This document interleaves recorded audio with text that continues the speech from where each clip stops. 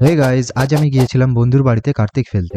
সবার প্রথমে আমি লিখলাম কার্তিক ফেলার চিঠি, তারপর 11টা নাগাদ চলে এলাম বাইরে। তারপর ঠিক হলো একটা কার্তিকে হবে না, আরো দুটো লাগবে। তো দুজন বেরিয়ে পড়লো তাদেরকে আনতে, তাই আমাকে আবার আরো দুটো চিঠি লিখতে হলো। আর আমার পেছনে তখন গোলক।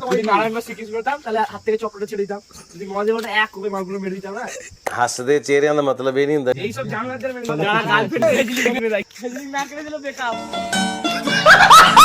ততক্ষণে বাকি দুই ভাইপোও চলে এসেছিল।